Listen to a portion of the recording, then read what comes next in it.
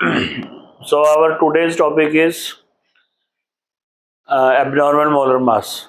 Okay, abnormal molar mass क्या होता है, उसका क्या यूज है सोल्यूशन में, और क्या मतलब इसको कैसे हम मतलब कि how it is different from the normal, you can say जो मोलर मासेस निकालते थे.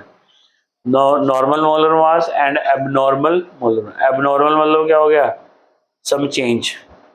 ठीक है, जैसे ग्लूकोज का मास 180 है तो वो तो नॉर्मल है, उसका 180 रहेगा. पर NaCl का मास कितना है, 58.5. और वाटर में जाके क्या होता है, दो आयंस में डिसोशिएट हो जाता है. वहां पे वो क्या हो गया, एबनॉर्मेलिटी आ जाएगी उसके मोलर मास में, क्योंकि सल्यूट का क्या हो गया, बिहेव चेंज हो गया. तो पहले तो आप ये समझो what is abnormal molar mass. Abnormal molar mass,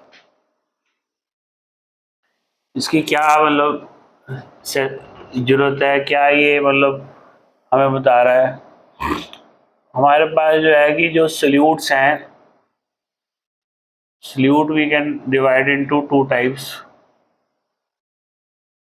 ठीक है, नॉन इलेक्ट्रोलाइट्स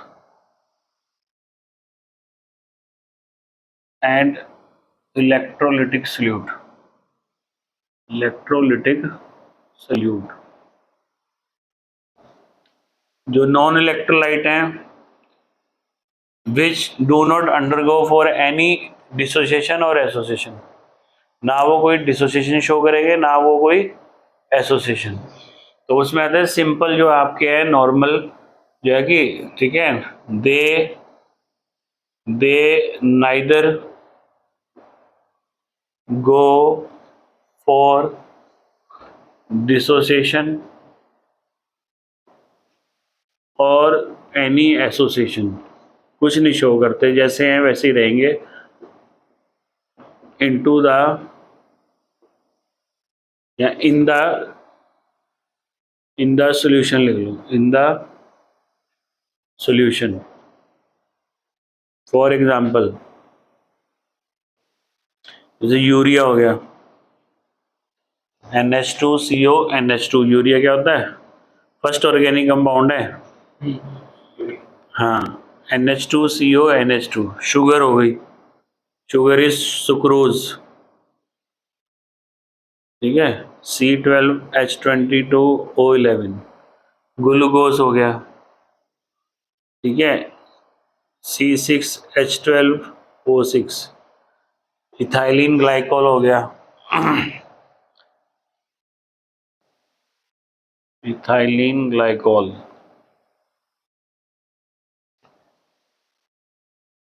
इसका जो फॉर्मूला है, दिस इज CH2OH CH2OH. ठीक है, बोलो ये वो वाले सल्यूट्स हैं जो कि वाटर में जाके जैसे बाहर हैं वैसे ही अंदर रहेंगे. There would be no change in the there molar masses, क्योंकि वो इंटैक्ट है. कैसा रहेगा, वो इंटैक्ट, जुड़ा हुआ रहेगा आपस में, कोई चेंज नहीं आएगा उसके अंदर. There would be no change in the molar मास.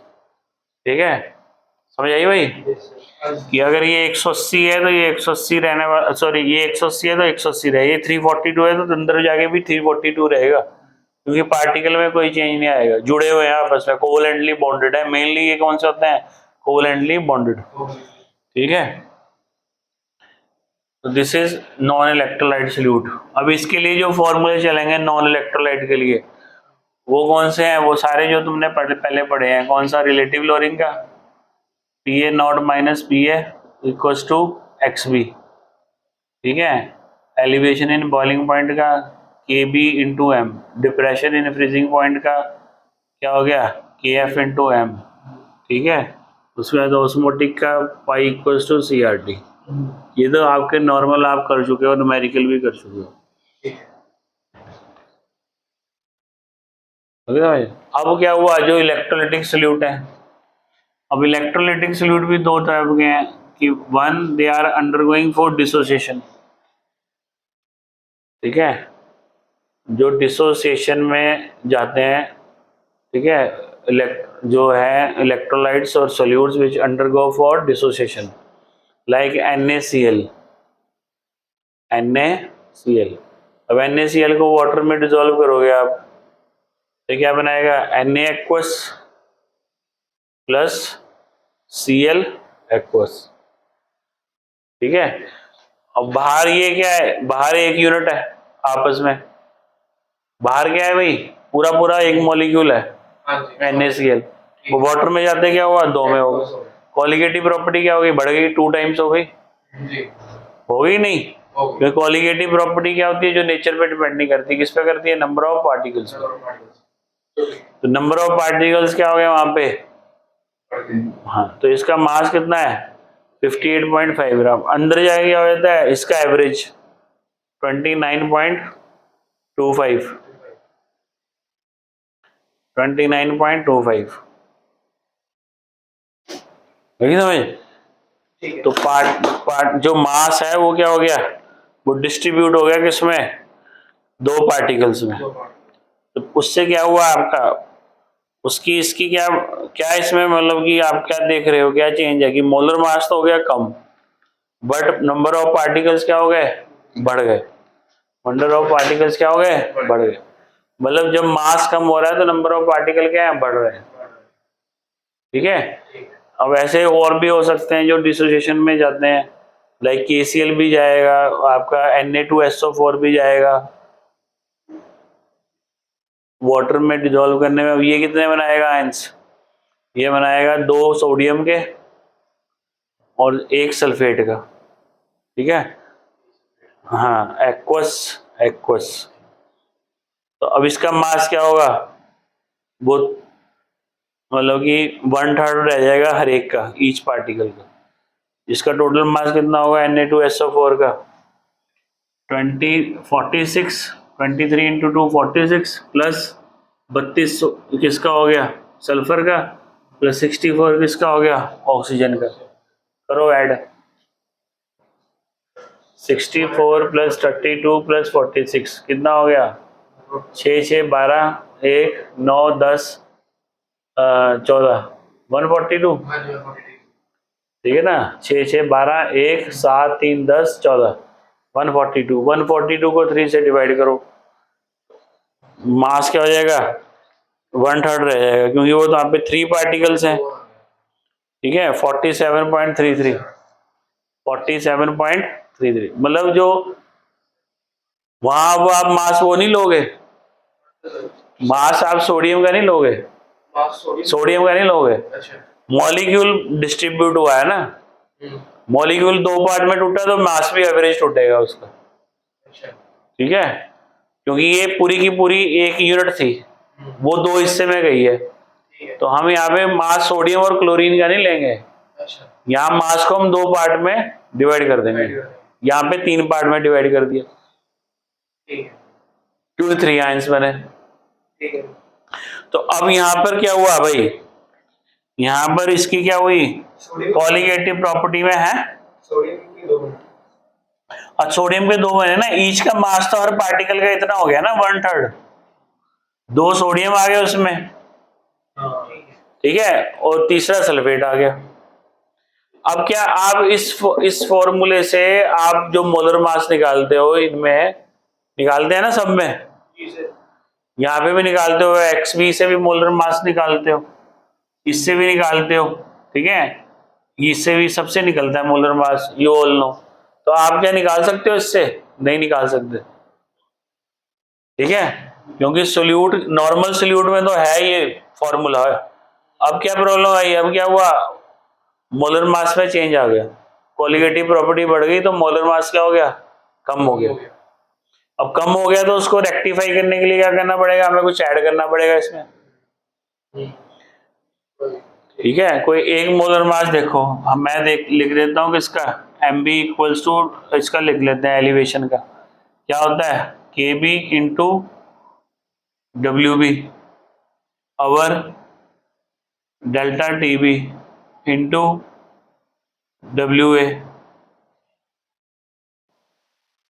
ऊपर क्या होता है, इंटू 1000, यही फॉर्मूला है। हाँ जी, यही है MB का फॉर्मूला फॉर एलिवेशन। तो आप अब अगर NaCl डालोगे जो एलिवेशन आएगी, तो उसके लिए अगर आप ये फॉर्मूला लगाओगे तो रॉन्ग हो गया ना। हाँ, क्योंकि MB जो है, MB अब क्या हो गया, MB चेंज हो गया उसका। हाँ जी, ठीक है। तो उसका MB क्या हो गया, चेंज हो गया वहां पे। तो वहां पे अब हमें क्या करना पड़ेगा, हमें इसको रेक्टिफाई करने के लिए यहाँ पे एक न्यू फैक्टर यहाँ पे हम इंट्रोड्यूस करते हैं, उसको बोलते हैं वेंट ऑफ फैक्टर। क्या बोलते हैं, वेंट ऑफ फैक्टर। मतलब अगर हम इसका निकालना चाहते हैं डेल्टा TB, तो हमें यहाँ पे एक न्यू फैक्टर इंट्रोड्यूस करना पड़ेगा, डेट इज I। क्या होता है, I into KB into M। ये है वेंट ऑफ फैक्टर। अभी मैं बताता हूँ उसके बारे में। और I एक निकालना पड़ेगा हमें, I का क्या होता है। अच्छा, ठीक है। मतलब कहने का ये है, जिसकी क्वालिटेटिव प्रॉपर्टी अगर बढ़ गई तो उसका मोलर मास क्या होगा, कम होगा। ठीक है। तो वहां पर अब जो मोलर मास अगर कम होगा तो उससे मुझे डेल्टा TB में क्या आएगा, चेंज आएगा। उसको सही करने के लिए मुझे क्या करना पड़ेगा, एक न्यू फैक्टर इन्वॉल्व करना पड़ेगा। ठीक है। तो उसके लिए अब ये देखो,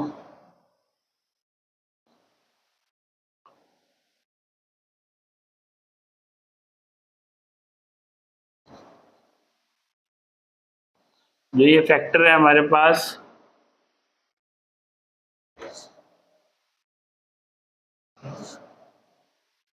वेंट ऑफ फैक्टर। ठीक है। वेंट ऑफ फैक्टर आ गया I। क्या आ गया, I। अब ये कहता है नॉर्मल मोलर मास, normal molar mass upon observed molar mass, upon observed molar mass. जो इसका एक फॉर्मूला है ये है। ठीक है। तो नॉर्मल मोलर मास कितना है इसका, NaCl का 58.5 for NaCl। Went Hoff factor क्या निकलता है, अच्छा, और ऑब्जर्व कितना आ रहा है उसका 29.25। तो कितना आएगा, 2। कितना आएगा, 2। मतलब जब आप NaCl की कैलकुलेशन करोगे किसकी, डेल्टा TB की, हाँ जी, तो वहां पे आपको एक नया फैक्टर जो है कि वेंट ऑफ, कौन सा, वेंट ऑफ।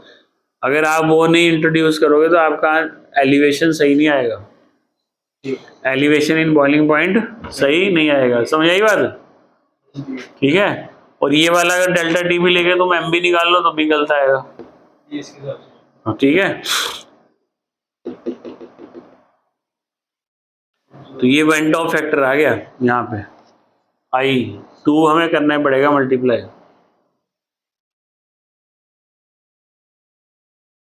लगी समझ जी सर।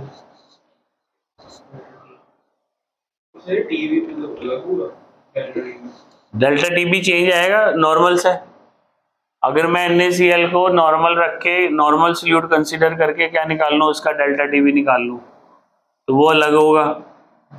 ठीक है। वहां तो ये आएगा ही नहीं ना, आंसर हमारा मिसमैच हो जाएगा। अनटिल अनलेस आप उसका क्या नहीं निकालते, वेंट ऑफ, तब तक आपके पास एलिवेशन सही नहीं आएगी।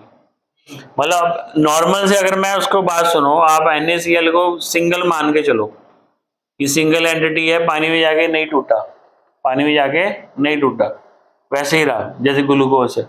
तो उसमें ऑब्वियसली क्या होगा, जो डेल्टा TB आपको मिलेगा वो क्या मिलेगा, कम मिलेगा, छोटा मिलेगा। क्या मिलेगा, छोटा मिलेगा ना, क्योंकि उसमें आप वेंट ऑफ फैक्टर को इन्वॉल्व नहीं कर रहे। वहां पे तुम्हारा क्या आ जाएगा, डिफरेंस आ जाएगा, डिफरेंस आ जाएगा ना। तुम्हारा जो प्रैक्टिकली, जब आप एक्सपेरिमेंटली कर रहे हो तो वो एलिवेशन आपको ज्यादा मिलेगी देखने को। जो आप थ्योरेटिकली करोगे तो वहां पे आपको अगर आई इन्वॉल्व नहीं करते तो वो कम मिलेगी। आई में इन्वॉल्व होने से वो रेक्टिफाई होगा ना उसका प्रैक्टिकल। क्योंकि जैसे आपने NaCl डाला, NaCl डालते क्या हुआ, वहां पे एलिवेशन होगी। जो पानी किस पे उबलना चाहिए था, थोड़ा सोल्यूट डालने से जो भी एलिवेशन आती है उससे ज्यादा आ रही है उसकी। ठीक है, उससे ज्यादा आ रही है। ठीक है। अगर मैं इसको नॉर्मल सोल्यूट लेता तो नॉर्मल सोल्यूट में मैं क्या करता, मैं अगर मैंने 2 ग्राम NaCl डाला, 2 ग्राम NaCl डाला, समझो मेरी बात, अब बॉन ये करके मोल्स निकाल लेता है, उसके मोलैलिटी निकाल लेता है। पानी पता होता है, सपोज करो मैंने 100 ग्राम पानी में 2 ग्राम क्या डाला, NaCl डाला, तो मैं उसकी मोलैलिटी निकाल सकता था, के भी मुझे पता होता वाटर के लिए, और मैं उसका डेल्टा टी भी निकालता। बट जब वही बंदा उसी सोल्यूशन को जब हीट करता, ठीक है, उसको जो थ्योरेटिकल था उससे मिसमैच हो जाना था, क्योंकि उसका बॉइलिंग पॉइंट बढ़ के आना था, थ्योरेटिकली वो क्या आ गया, कम आ रहा है। और वो मिसमैच क्या है, वो due to van't Hoff factor, क्योंकि अंदर जाए क्या हो गई, कोलिगेटिव प्रॉपर्टी बढ़ गई। हम तो उसको अगर एक इंटैक्ट मान लें, सिंपल NaCl को अगर हम सिंपल मॉलिक्यूल कंसिडर कर लें, तो वो वहां पे क्या होगा, वहां पे 1 ट्रीट होगा, जो नॉर्मल वाला फॉर्मूला लगेगा। पर नॉर्मल फॉर्मूले से एक्सपेरिमेंटली वैल्यू क्या आ जाएगी, डिफरेंस आएगी। इसलिए हमें क्या इन्वॉल्व करना पड़ता है, वेंट ऑफ फैक्टर। जब 2 मल्टीप्लाई हो जाएगा तो एलिवेशन क्या आएगा, जो एक्सपेरिमेंटल होगा और थियोरेटिकल क्या हो जाएंगे, मैच कर जाएंगे, जो एक्चुअल में उसका होना चाहिए NaCl। एवरीवेयर, हर जगह, फ्रीजिंग में, हर जगह जब NaCl आ गया तो आपको वेंट ऑफ फैक्टर लगाना है। लगी समझ? ठीक है।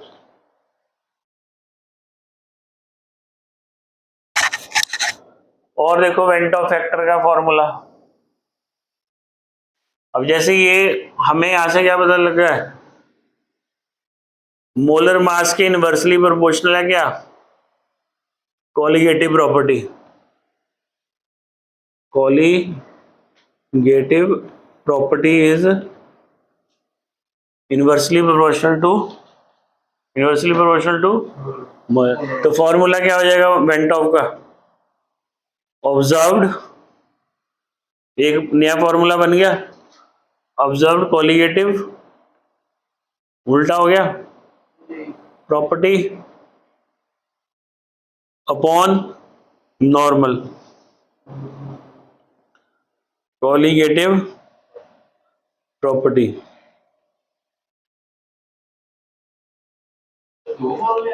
उल्टा नहीं हो गया ये, नॉर्मल थे, जब कोलिगेटिव की टर्म्स में लिखोगे तो क्या हो जाएगा, उल्टा हो जाएगा। तो एक ये भी फॉर्मूला बनता है।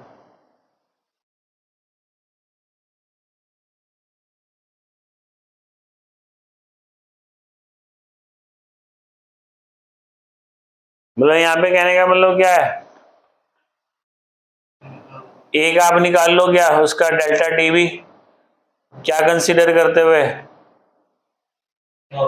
नॉर्मल, और एक डेल्टा टी भी निकाल लो किससे, हाँ मतलब वो इंक्रीज वाला जो आपका आ रहा है वहां पे, तो दोनों को क्या करोगे, हाँ, ठीक है, तो वो आपको वो भी क्या दे देगा, आई दे देगा, क्या दे देगा, आई। ठीक है,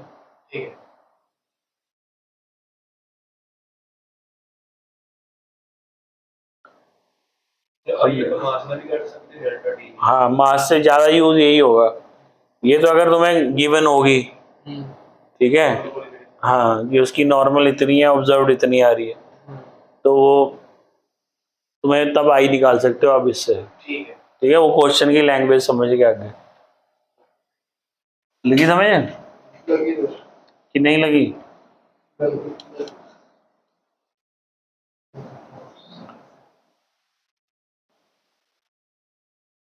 अब डिसोसिएशन में एक केस और देखो,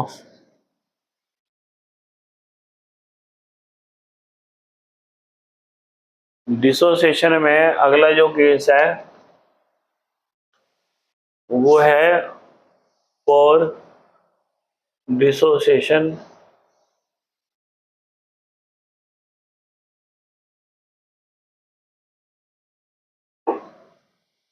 अगर वो क्लॉज लगा दें, क्या लगा दें, क्लॉज, कि वो कहते हैं कि जो NaCl है वो पानी में जो डिजोल्व हुआ, वाटर में डिजोल्व हुआ, जो टूटा है, वो तुम्हें यहाँ पे लगा दें क्लॉज, कि पूरा नहीं टूटा,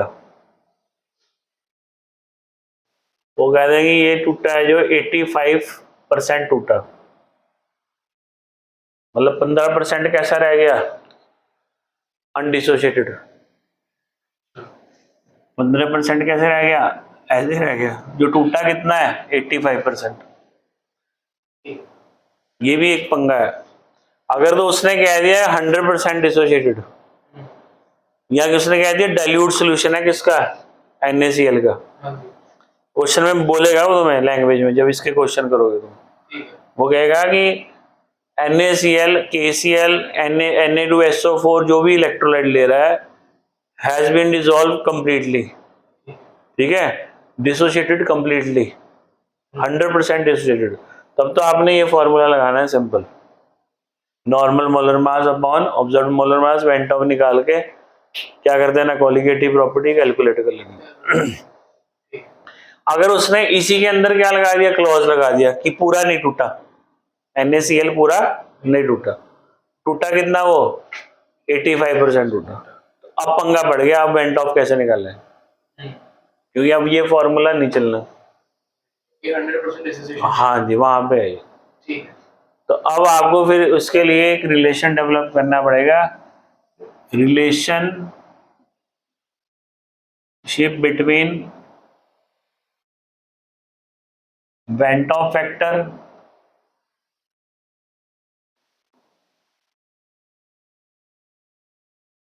and degree of dissociation and degree of dissociation,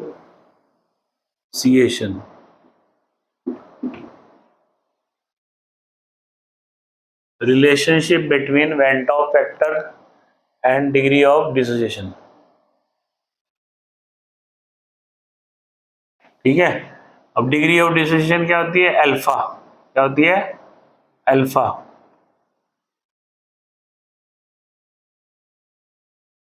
ठीक है।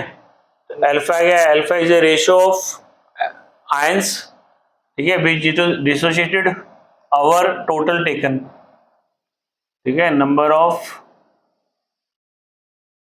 Ions produced on dissociation, our total, you can say total number of particles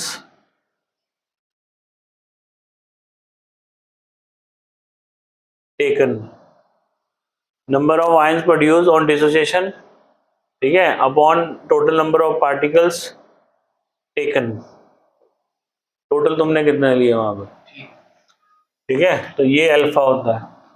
अब यहाँ पे 85% अल्फा है, मतलब 85% का मतलब है 85 क्या बन गए, आयंस बने, टोटल कितने थे 100, टोटल कितने थे 100, तो उसकी अल्फा कितनी होगी 0.85, 0.85, टोटल 100 लेके चल रहे ना वहां पे, 100 में से, ठीक है, कई 1 लेके चल रहे हैं, तो 1 लेके चलोगे तो 1 अपॉन क्या आ जाएगा, वहां पे भी 0.85 ही आएगा, ठीक है। मतलब यहाँ पे अगर 100 नहीं लेना, 1 ले लो, 1 में से कितना टूटे 85%, तो नीचे क्या आ जाएगा 85% क्या हो गया 0.85 अपॉन 1, 1 का हिस्सा कितना हो गया वो 0.85 ही है ना, हाँ, तो इसको हमने ऐसे लिख लिया, चाहे वैसे लिख कर लो, कोई दिक्कत नहीं, ठीक है। मतलब अगर आप एक पार्टिकल को तोड़ते हो तो एक पार्टिकल में सिर्फ उसका 0.85 क्या हुआ, डिसोसिएट हुआ, 0.15 क्या रह गया, पीछे रह गया, कहने का ये मतलब है। कई जगह उन्होंने 1 पार्टिकल से भी किया होता है, 0.15 उसका जुड़ा हुआ है, ठीक है। तो अब जो रिलेशन है वो किसके बीच में है, van't Hoff factor and degree of dissociation, तो वो क्या है, वो लिखो, for alpha equals to I-1 upon M-1, alpha equals to I-1 upon M-1, where M is number of ions produced, where M is number of ions produced, ये m कितने वहां पे आयंस प्रोड्यूस होते हैं on dissociation, where m is number of ions produced on dissociation, dissociation.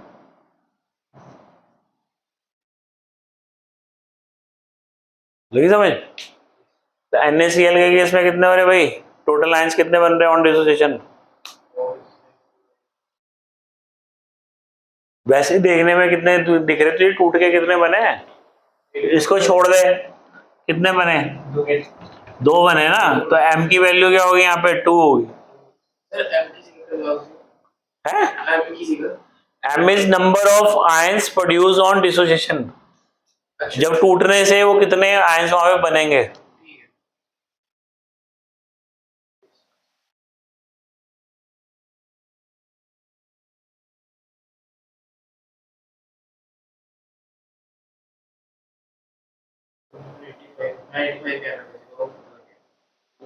ठीक है, 85 तो वो हो गया ना, 0.85 तो अल्फा हो गई। हाँ जी सुशील जी, अल्फा कितनी हो गई? 0.85। m कितना हो गया? 2। आई निकाल सकते हैं अब हम। तो ऐसे वाले जो क्वेश्चन होंगे जहां पे वो क्लॉज लगाएगा किसमें? स्ट्रॉन्ग इलेक्ट्रोलाइट में।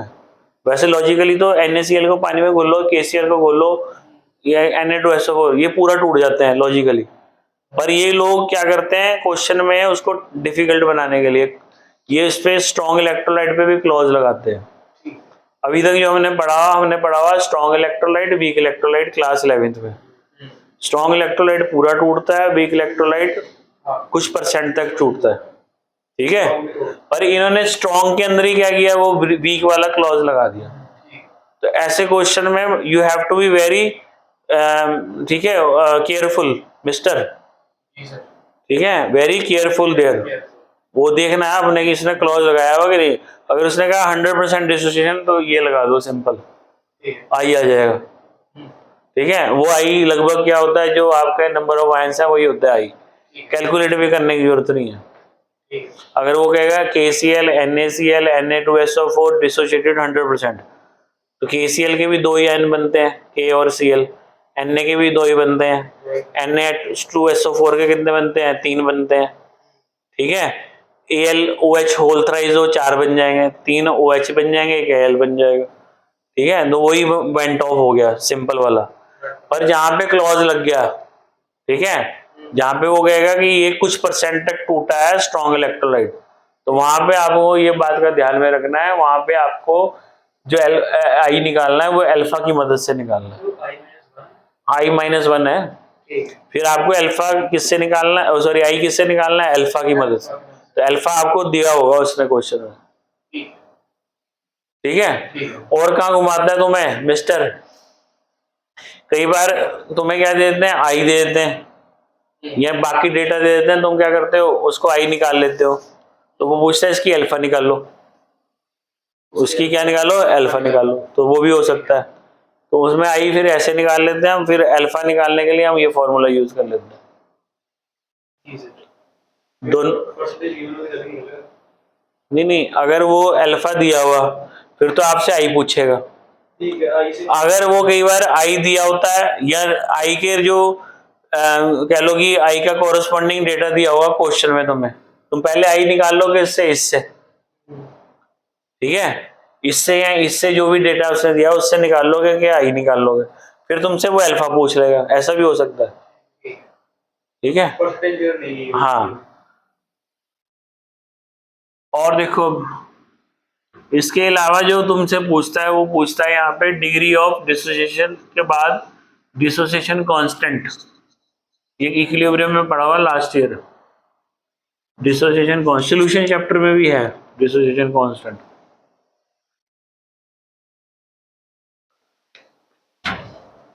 उसमें भी था आई थिंक, कैनेटिक में था, इलेक्ट्रो में था, जहाँ वो लैम्डा इलेक्ट्रो में है ना, लैम्डा वाले इलेक्ट्रो में है ना, वहां पे जो कोलाश लो वाला, इलेक्ट्रो में आगे आएगा तुम्हें, ठीक है, वहां पे भी है। तो ये जो है तुम्हारे पास लास्ट ईयर तुमने पढ़ा हो उसमें इक्विलिब्रियम चैप्टर में डिसोसिएशन कांस्टेंट। तो अल्फा निकालने के बाद तुमसे कई बार वो पूछता है डिसोसिएशन कांस्टेंट निकालो, ठीक है। अब डिसोसिएशन कांस्टेंट क्या होता है? डिसोसिएशन कांस्टेंट उसको के ए से करते हैं रिप्रेजेंट, क्या करते हैं? के ए से, ठीक है। तो इसका जो फॉर्मूला है ये तो मैं एग्जांपल लेके समझाता हूँ। जैसे एसिटिक एसिड ले लो मैं,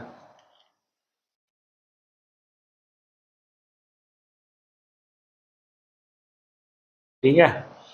एसिटिक एसिड का सपोज करो 1 मोल है इनिशियली, ये 0 है। आफ्टर सम टाइम ये टूट गया, कितना? अल्फा। ये भी कितना टूट गया? अल्फा। ये कितना बचा? 1 माइनस अल्फा।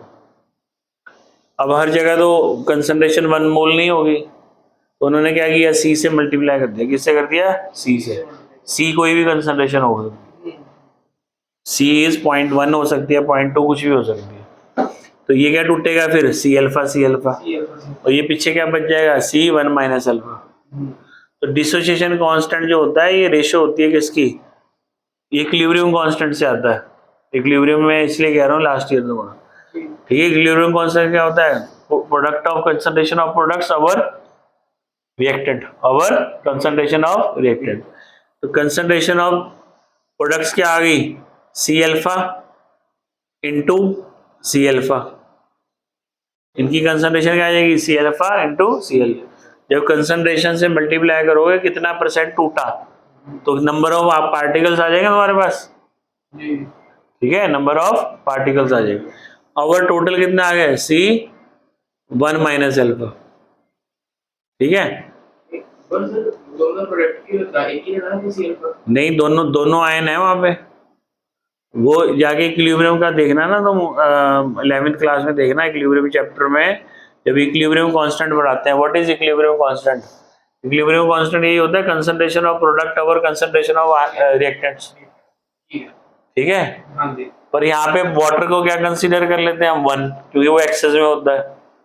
वाटर यहाँ पे मैं नहीं दिखा रहा ना, घोला तो पानी में हुआ। वाटर क्यों नहीं दिखा रहा? क्योंकि वो पानी एक्सेस में है। एक्सेस पे एक्सेस वाले को हम क्या लेते हैं? कांस्टेंट लेते हैं। तो जब केसी से मल्टीप्लाई क्या होता है? जब आप किसका केसी लिखोगे तो नीचे क्या आएगा? पानी भी तो आएगा। अगर मैं इसको के ए ना लिखूं, के सी लिख दूं, तो नीचे पानी भी आएगा। पानी जब मल्टीप्लाई हो जाता है तो वो किस में कन्वर्ट हो जाता है? के ए में। किसमें कन्वर्ट होता है? के ए में। जब इक्विलिब्रियम कांस्टेंट को तुम किससे करोगे? एक कांस्टेंट से मल्टीप्लाई करोगे, क्योंकि वो एक्सेस में है, उसकी कंसंट्रेशन का चेंज इतना नहीं आता, इसलिए उसको कांस्टेंट मानते हैं हम। तो ये जो फॉर्मूला आ गया डिसोसिएशन कांस्टेंट का आ गया, ये आ गया C square alpha square C 1 minus alpha. ये क्या आ गया? K A equals to C alpha square 1 minus alpha, 1 minus alpha. यहाँ पे अगर अल्फा फिर बता रहे हैं, अगर अल्फा किससे छोटा है? 0.05 से छोटा है, तब आप नीचे से निगलेक्ट कर सकते हो, ठीक है। If it is less than, हाँ, अगर alpha is less than 0.05 you can neglect, we can neglect from denominator, from ऊपर से नहीं कर देना, from denominator, नीचे से कर सकते हो। तो अभी तक क्या कहानी समझ आई तुम्हें? एक होता है नॉर्मल सल्यूट, उसमें तो जो फॉर्मूले अभी तक पढ़े हैं वही लगने हैं कोलिगेटिव प्रॉपर्टी निकालने के लिए। मेरी शक्ल देख लो जरा, इधर देख लो, ठीक है। उसमें तो फॉर्मूले लगने सिंपल। पर जब आ गया कौन से, जैसे ये इलेक्ट्रोलिटिक सल्यूट आ गए, हमने डिसोसिएशन का केस पकड़ा सबसे पहले। जो डिसोशिएट करते हैं पानी में जाके, 1 से 2 या 3 या 4 5 जितने भी बन सकते हैं बन गए, ठीक है। तो उसके लिए हमें वेंट ऑफ फैक्टर लाना पड़ेगा। तो वेंट ऑफ का फॉर्मूला क्या था? Normal solute upon normal molar mass upon observed, या फिर observe colligative property upon normal property, ठीक है। तो उससे आप आई निकाल लो, तो आई को क्या करो, उन जो प्रीवियस फॉर्मूला है उनमें मल्टीप्लाई कर दो, एक तो वो हो गया सॉर्ट आउट। उसके बाद डिसोसिएशन में जो अलग तरह का एंगल है वो ये है कि उसमें उन्होंने क्लॉज लगा दिया किसका, डिसोसिएशन, डिग्री ऑफ डिसोसिएशन का, ठीक है। जो डिग्री ऑफ डिसोसिएशन है अल्फा का लगा दिया। ये स्ट्रॉन्ग इलेक्ट्रोलाइट है पर हम मान नहीं रहे उसको पूरा टूटा, 85% टूटा, तो उसका अल्फा आ गया 0.85। तो उसमें हमने जो आई निकालना है वो ऐसे निकालना है, फिर वहां पे लगाना अपने फॉर्मूले में नॉर्मल में। हाँ हाँ, ये अल्फा तुम्हें दिया होगा और आई तुमने वहां से निकालना है फिर, ठीक है। तीसरा ये आ गया हमारे पास, अगर वो पूछ ले डिसोसिएशन कांस्टेंट निकालो, अल्फा निकालने के बाद डिसोसिएशन कांस्टेंट निकालो, फिर आप ये करोगे C alpha square upon 1 minus alpha.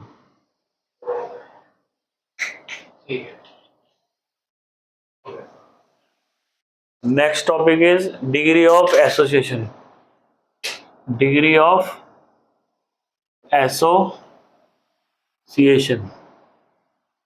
ठीक है, and van't Hoff factor, van't Hoff factor,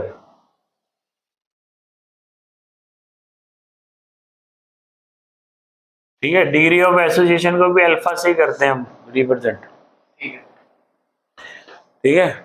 पर हाँ, पर जैसे वहां पे केस दो थे, एक जो था सिंपल, उसका वेंट ऑफ निकाल लिया हमने डिसोसिएशन में, एक में हमने नहीं नहीं, एक एबनॉर्मल में दो केस हो गए ना डिसोसिएशन के, एक डिसोसिएशन 100% कंप्लीट, एक dissociation up to some extent, ठीक है, जिसके अल्फा जुड़ा हुआ। पर अल्फा यहाँ पे तो मैं एसोसिएशन में एक ही केस मिलेगा, इसमें हमेशा अल्फा एसोसिएटेड ही होगा, क्योंकि यहाँ पे एसोसिएशन कभी भी कंप्लीटली नहीं होती, कुछ परसेंट की होती है एसोसिएशन, तो यही बात, मतलब जो चीज सोल्यूट डिसोसिएट हो सकता है 100%, पर एसोसिएशन क्या होगी, वो सम एक्सटेंट तक ही होगी। तो यहाँ पे दो केस नहीं बनते, यहाँ पे एक ही केस है, वेंट ऑफ फैक्टर का और अल्फा का एक ही केस है यहाँ पे। जैसे हम सपोज करो इसको देखो, एसिडिक एसिड को अगर हम किस में डालते हैं, बेंजीन में, किसमें डालते हैं, बेंजीन में, आपने बेंजीन में डाल दिया क्या, एसिटिक एसिड, तो ये डाइमराइज हो जाता है, क्या हो जाता है, डाइमराइज, डाइमराइज मतलब आपस में बॉन्डिंग बना देता है और एक मॉलिक्यूल, बड़ा मॉलिक्यूल शो करता है अपने आप को, लगी समझ। मतलब यहाँ बाहर ये क्या थे, दो थे, अंदर जाके क्या हो गया, ये एक हो गया, बड़ा बन गया, एक बन गया।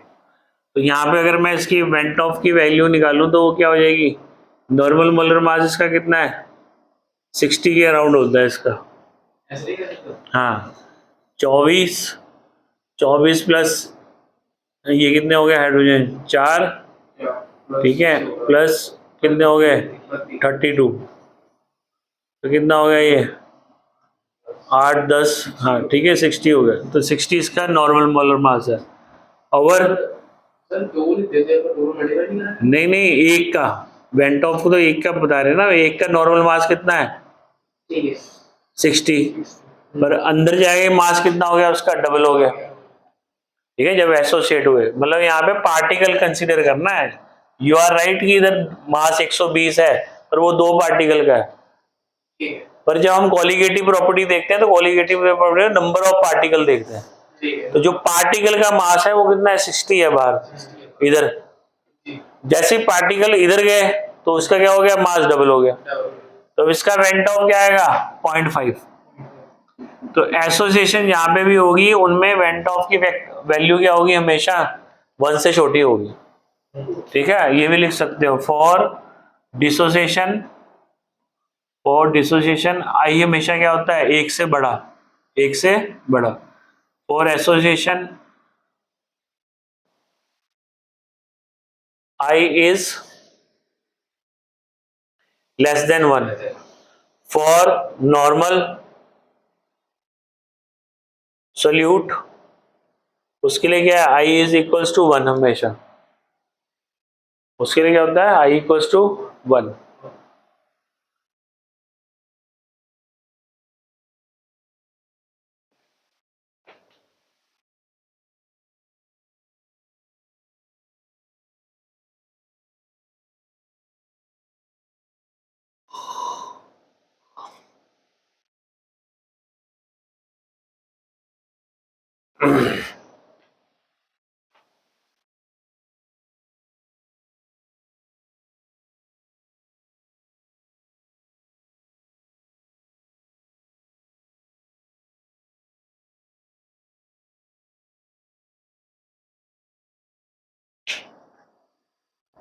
समझाइए।